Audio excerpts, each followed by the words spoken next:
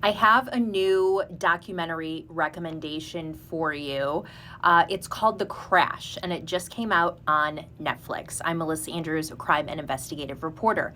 This particular documentary, the actual crime that it pertains to, happened pretty much in the next town over from where I grew up in the Cleveland area.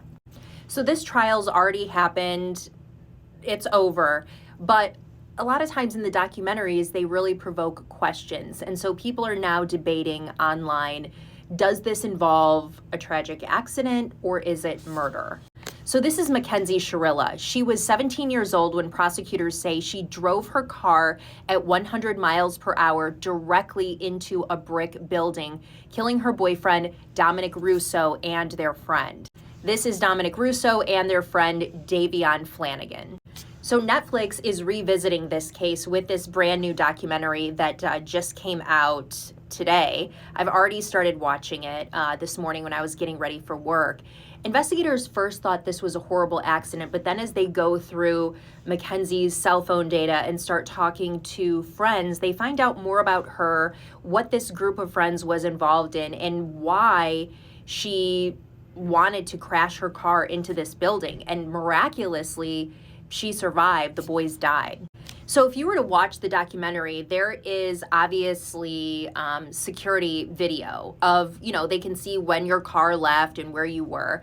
And prosecutors and the police are talking about how she was seemingly driving very, responsibly and within the speed limit. And then all of a sudden, minutes later, you see her flying down this road into this building. So they talk about during the trial, the data from the vehicle showing that she did accelerate for several seconds before the impact into the building, and she never hit the brakes. And in fact, in the Netflix documentary, portion of it that I've watched this morning and I haven't finished it, they show that she had a slipper on that was literally stuck to the accelerator. So the prosecution is claiming that this was a murder-suicide attempt because these two had a toxic relationship and Mackenzie feared that Dominic was going to break up with her.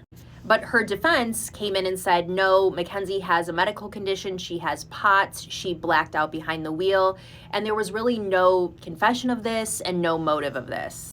In 2023, she was convicted of murder and other felony charges, and she's now serving life in prison with the possibility of parole after 15 years. So in this documentary, you're going to be hearing from the victim's family members, Mackenzie's parents, which is really interesting. They strike me as people who didn't really have control over her at all and just kind of let her do whatever she wanted to do, which kind of made her into an unlikable character in this documentary.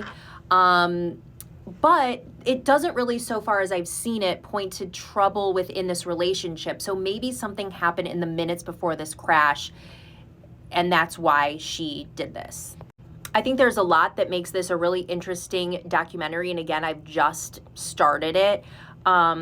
But you see, this is a person who kind of wanted to be an influencer. She really liked the social media, the pictures.